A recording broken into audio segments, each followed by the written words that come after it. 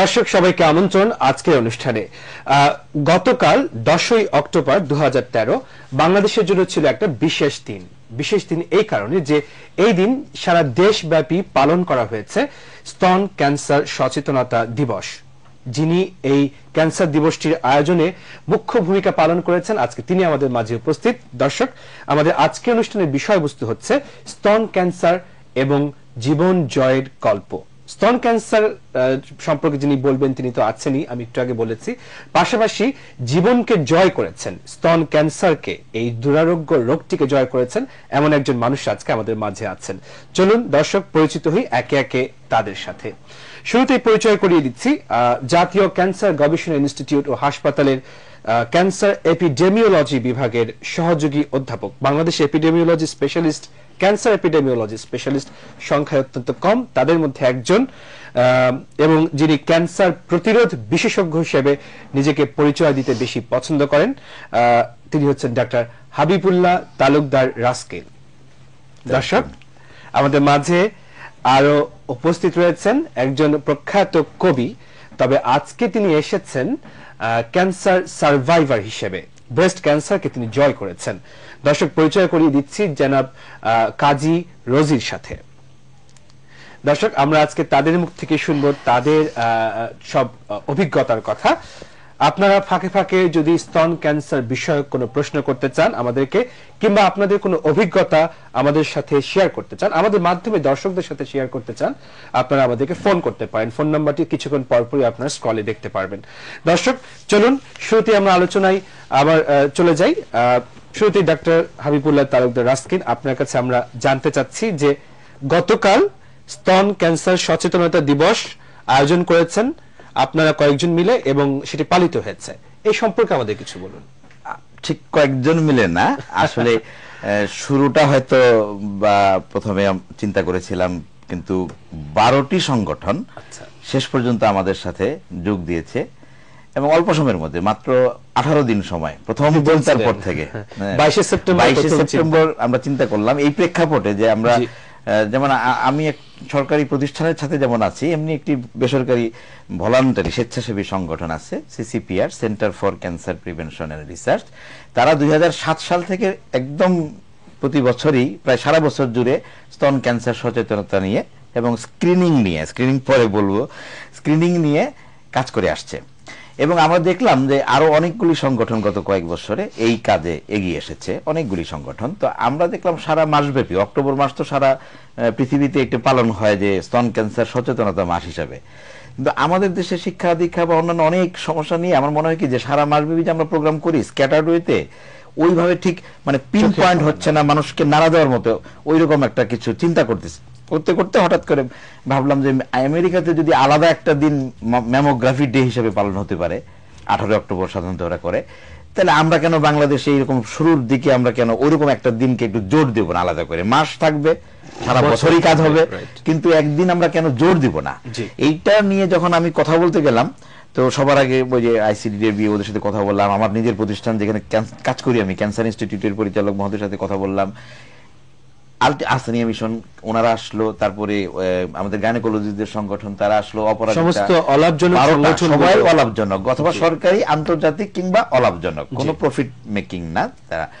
তো এই অবস্থাতে খুব অল্প সময়ের মধ্যে এই নেগোসিয়েশনটা হলো এবং আমরা ফাইনালি 1 তারিখে একটা মিটিং করে প্রেস কনফারেন্স করে আমরা আশা রাখছি যে দিবসটি আপনারা চালু করেছেন সেটি জাতীয় পর্যায়ে পালিত হবে ইনশাআল্লাহ। আশা করি এবারও অনেক জায়গা থেকে সরকারি পৃষ্ঠপোষকতায় জাতীয় পর্যায়ে, সরকারি পৃষ্ঠপোষকতা ইনডাইরেক্টলি ছিল, যেহেতু ক্যাডারেটলি ছিল, বঙ্গবন্ধু শেখ মুজিব মেডিকেল বিশ্ববিদ্যালয় ছিল, সরকারি তো ছিল।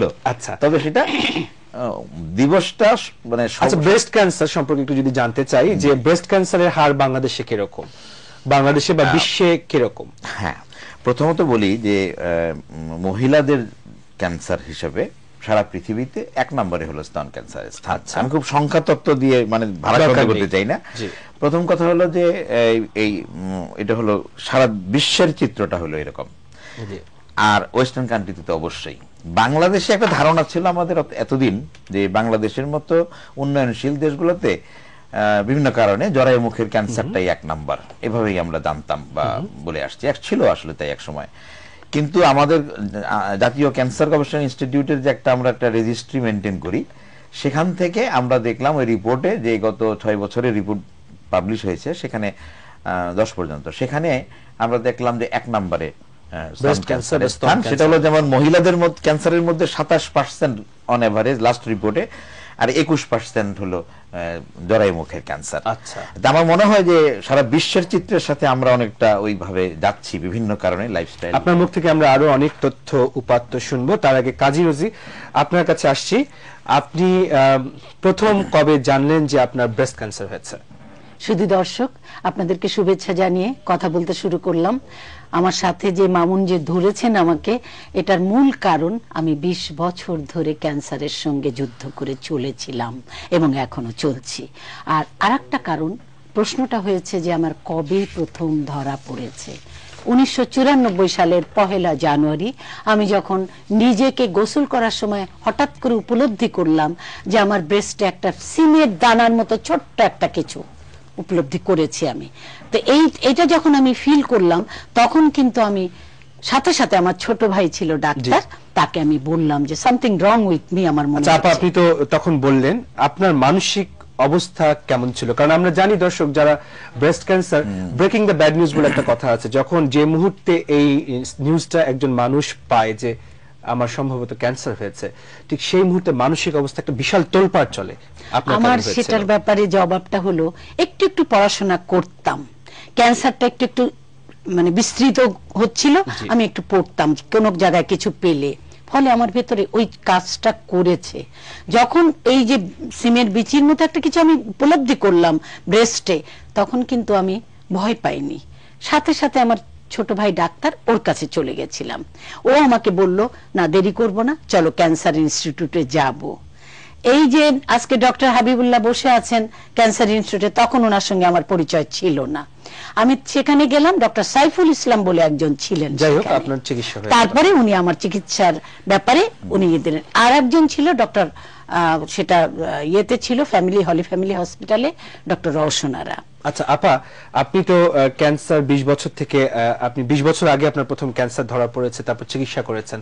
আপনার নামের সাথে যে বিশেষণটি, যে কারণে আমি আজকে দর্শকদের সাথে আপনাকে পরিচয় করিয়ে দিয়েছি যে ক্যান্সার সার্ভাইভার, এই বিশেষণটির মানে কি? আমি দিনের পর দিন, একটা বছর প্রায় লেগেছিল। আপনাকে ক্যান্সার রোগী বলা হচ্ছে না, ক্যান্সার সার্ভাইভার। হ্যাঁ, এখন তো ক্যান্সার রোগী আমাকে বলা হবে না, কারণ 2000 সালটা আমার ঠিক ভালো করে মনে নেই, তবে আমার ক্যান্সারের বয়স তখন প্রায় 15 বছর। সেই সময় প্রথম আলো একটা অনুষ্ঠান করেছিল, কয়েকজন বিশেষ যারা অর্জন করেছে, বিশেষত্ব অর্জন করেছে বিভিন্ন প্রেক্ষিতে, অনেক সামাজিক অনেক প্রেক্ষিতে। তার মধ্যে আমাকে ওরা নারী শক্তি সম্মাননা বলে আমাকে উপহার দিয়েছিলেন, পুরস্কার দিয়েছিলেন, আমাকে উজ্জীবিত করেছিলেন, উৎসাহিত করেছিলেন, বেঁচে থাকার আদর্শকে বলেছিলেন। তো সেই যে যেদিন আমি এটা পেলাম, সেই দিন থেকে কিন্তু আসলে মামুন আমি মনে করতে পেরেছি যে আমি একটু ডক্টর রাস্কিনকে জিজ্ঞেস করি, ক্যান্সার সার্ভাইভার সায়েন্টিফিক্যালি এটাকে, এই সংজ্ঞা কি ক্যান্সার সার্ভাইভার? মানে সায়েন্টিফিক বিষয়টা একটু সহজ করে বলার চেষ্টা করি। সেটা হলো যে ক্যান্সারে আক্রান্ত হওয়ার পর, যে দুর্ভাগ্যজনক যখন এটা হয়, আক্রান্ত হয়ে যাওয়ার পরে আমরা তার চিকিৎসা করি আমরা, এবং একটা ভালো ফলাফল, উনি যখন সুস্থ হয়ে যান, তার মানে তার মধ্যে আর কোনো রোগটা আর বাড়ছে না, এবং তার রোগের আর কোনো লক্ষণ বা কোনো কিছু তার মধ্যে নাই, আমি সোজা করে বলি আর কি। তারপরেও আমরা ফলো আপ করি সেই পেশেন্টকে, যে প্রথমে 1 মাস পর পর, তারপর 3 মাস, তারপর 6 মাস পর পর, তারপরে গিয়ে এক পর্যায়ে গিয়ে আমরা বলি 5 বছর পর পর। তো যখন আমরা এইভাবে যখন দেখি যে না, উনি আর ক্যান্সারের রোগী না, তার মানে রোগটি আর তার শরীরে নাই, এটা বিভিন্ন রকম পরীক্ষা নিরীক্ষা আছে, এমনকি মার্কার আছে বিভিন্ন ধরনের, সেগুলি আমরা করে যখন দেখি, তখন তো তার মানে তিনি রোগকে জয় করেছেন ইতিমধ্যে, তিনি সার্ভাইভ, যা বলি আর কি, সার্ভাইভ করে গেছেন আর কি, সেজন্য আমরা বলি ক্যান্সার সার্ভাইভার তারা। আচ্ছা, ব্রেস্ট ক্যান্সারের বেলায় ক্যান্সার সার্ভাইভারের রেট কিরকম, মানে ক্যান্সার থেকে মুক্তি পাওয়ার রেট? ভালো একটা, আমরা একটু আশার বাণী তো সবাইকে শোনাতে হয়, তাই না? ক্যান্সার হলেই একটা আতঙ্ক, এই জিনিসটা আমরা তো চাই না, আসলে সচেতনতা চাই, বাট আতঙ্ক সৃষ্টি করতে আমরা চাই না।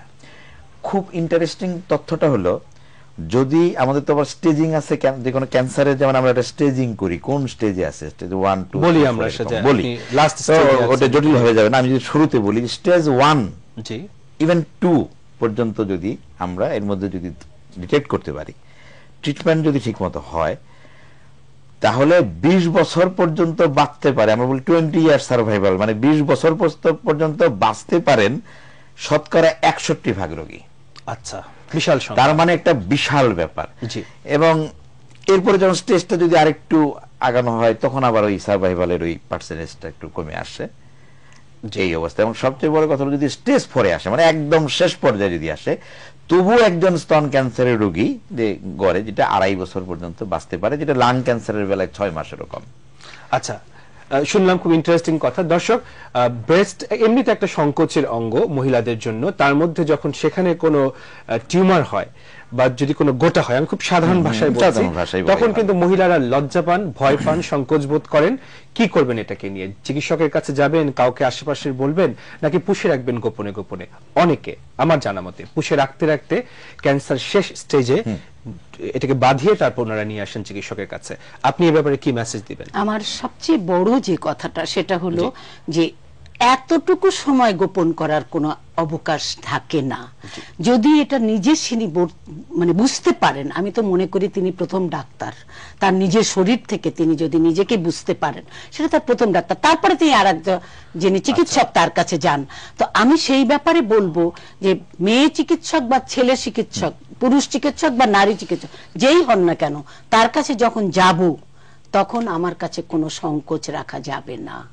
আচ্ছা, পুরো খুলে বলতে হবে, পুরো দেখাতে হবে, পুরো জানাতে হবে, তা নাহলে চিকিৎসক। আমি ওই যে স্টেজে বলছিলাম যেটা সার্ভাইভাল প্রশ্ন, আমি শুধু তার একটা একদম প্রকৃষ্ট একটা উদাহরণ আজকে আমাদের সামনে আছেন। যে আমি বলছিলাম স্টেজ 1, তার মানে আমাদের রোজিয়াপার যখন টিউমারটা ধরা পড়ে, তখন তার আকৃতি ছিল, আমরা T1 বলি কখন, 2 সেন্টিমিটারের নিচে হলে আমরা বলি মানে T1। তো আপারটা ছিল একটা সিমের বিচির মতো, আমি ওনার কাছ থেকে যতটুকু জানি আর কি, এটা সিমের বিচির মতো, মানে 2 সেন্টিমিটার নিচে হবে। প্রথমে উনি নিজের টের পেয়েছেন। তার কারণেই আমরা আজকে ওনার 20 বছর হয়ে গেছে, স্টেজ 1 এ ছিলেন বলেই ওনার আজকে 20 বছর পর্যন্ত, এটা শুধু মুখের কথা না, আমাদের সামনে একদম জ্বলন্ত উদাহরণ আছে। সেটা আমি বলছি ডক্টর ফরহাদ, আমি আপনার কাছে কেড়ে নিলাম কথাটা। আমি বলছি এটা, আমি আপনার নামটা মানে একটুখানি, যাই হোক, ডক্টর ফরহাদ উনি সবার পরিচিত একটা মানুষ। তো আমি যে কথাটা বলতে চাচ্ছি, এই যে চিকিৎসাটা, এটা করতে গেলে প্রথম একটা কথা বলবো, ক্যান্সার অত্যন্ত ব্যয়বহুল একটা চিকিৎসা। এই ক্যান্সারের জন্য যদি দৌড়াতে হয় দেশ বিদেশে, তাহলে সেটা আরো ব্যয়বহুল হয়ে যায়। আমি মনে করি আমার ক্ষেত্রে সেই 1994 সাল থেকে এই পর্যন্ত কোনোদিন কোনো চিকিৎসার, আমার এই চিকিৎসাটার জন্য আমি বিদেশে যাইনি, আমি বাংলাদেশে করেছি। এবং আমি মনে করি 20 বছর আগে যে চিকিৎসাটা ছিল, পদ্ধতিটা ছিল, এখন অনেক উন্নত হয়েছে। চিকিৎসা শাস্ত্র এত বেশি উন্নত হয়েছে যে আমার মাঝে মাঝে মনে হয়, আমি যখন বলি যে আমাকে যখন কেমো দেওয়া হতো, তখন আমি জবাই করা মুরগির মতো ছটফট করেছি। কিন্তু এখন যারা কেমো নেয়, ওদের সঙ্গে কথা বলে আমি দেখেছি ওদের অত কষ্ট হয় না। আচ্ছা, এই প্রসঙ্গে আমি আপনার কাছে প্রশ্ন করতে চাচ্ছিলাম যে চিকিৎসার প্রসঙ্গ যখন আসে, তখন একে তো এটা ব্যয়বহুল চিকিৎসা হয়, অনেকে নিতে পারেন না এটা, তারপর কনফিউশনে পড়ে যান, কোনটা দামি ওষুধ, কোনটা কম দামি ওষুধ, কোনটা নিব। এবং সেকেন্ড ইস্যু হয়ে যায় যে যখন চিকিৎসা নেন, অপারেশন বলেন, কেমোথেরাপি বলেন, রেডিওথেরাপি বলেন, এটা খুব সাইড এফেক্ট গুলো, পার্শ্ব প্রতিক্রিয়াগুলো এত বেশি কষ্টকর হয়ে যায় যে আমি আর চিকিৎসা নিব না, এমন পর্যায়ে অনেক সময় ওনারা অনুভূতি ব্যক্ত করেন। একদম ঠিক, অনুভূতি ব্যক্ত করা না, আসলেও কিন্তু কষ্ট হয়। এবং সেই কষ্টগুলোকে ওভারকাম করার জন্য এবারে যে কথাটা বলবো ডক্টর ফরহাদ, আপনি একজন ডাক্তার, তারপরে আমি বলবো নিজের সাহস, মনোবল, ব্যস্ততা, সারাদিন নিজেকে নিয়ে থাকা, অন্য কিছুকে নিয়ে না। ওই রোগটা, ওই অসুখটা, ওই ক্যান্সার শব্দটার অ্যান্সার আমার কাছে আছে, এইভাবে ভেবে নিয়ে কনফিডেন্সটা গ্রো করা, এটা হলো সবচেয়ে বড় কাজ করা। এবং ক্যান্সারের চিকিৎসা নিয়ে আপনার যে কথা বললেন, তার সাথে আমি হয়তো আরেক ধাপ একটু আগানো থাকি। এই কারণে আমি সব জায়গায় একটা কথা বলি যে বিদেশে যাওয়ার দরকার নাই, তো অবশ্যই আমি বলি সব রোগীর ঢাকায় আসার দরকার নেই। বাংলাদেশের প্রত্যন্ত অঞ্চলে যদি কেউ একজন টের পান যে তার স্তনে এরকম কোনো চাকা বা সন্দেহ লাগে, উনি একদম দৌড়ে আসবেন ঢাকায়, এটা আমরা চাই না। কারণ বাংলাদেশের যে কোনো জেলা পর্যায়ে একজন সার্জন আছেন, তার কাছে যদি উনি যান, অবশ্যই এমনকি বাড়ির পাশে ডাক্তারের কাছেই আগে যাবেন, পার্শ্ববর্তী ডাক্তার। তার উনি দেখার পরে হয়তো বুঝবেন সত্যি সত্যি এটা চাকাটা কি টিউমার বা কিনা, তারপরে প্রয়োজনীয় পরীক্ষা নিরীক্ষা উনি করাবেন। পরীক্ষা নিরীক্ষার প্রসঙ্গে পড়ে যায়। তারপরে যখন মেডিকেল কলেজ আছে বাংলাদেশের ওখানে বড় জেলা, সেখানে যাবেন, সেখানে একজন ক্যান্সার স্পেশালিস্ট আছেন, সার্জন আছেন, বা তার কারণ তার মানে আমরা বলতে চাই যে 8টা বা 9টা মেডিকেল কলেজে এখন রেডিওথেরাপি মেশিন পর্যন্ত চালু আছে। তার মানে সবাইকে ঢাকায় আসতে হবে না, শুধু জটিল রোগী যেগুলি সেগুলিকে ঢাকায় আসতে হবে। মূল্যবান কথা বলেছেন দর্শক। ডক্টর আসকিন যেরকমটা বলেছেন যে ক্যান্সার হলে প্রথমেই আপনি আপনার পার্শ্ববর্তী নিকটস্থ ডাক্তারের কাছে যাবেন, তারও আগে ক্যান্সারের প্রথম ডাক্তার আপনি নিজেই। আপা যেমন বলেছিলেন যে ক্যান্সার আপনার শরীরে আছে কিনা, ব্রেস্টে আছে কিনা, সেটা ধরার উপায়টা আপনার নিজেকেই জানতে হবে। কেমন করে আমরা শুনবো? আমাদের একটা বিরতি রয়েছে, তার পরপরই আমাদের সঙ্গে থাকুন।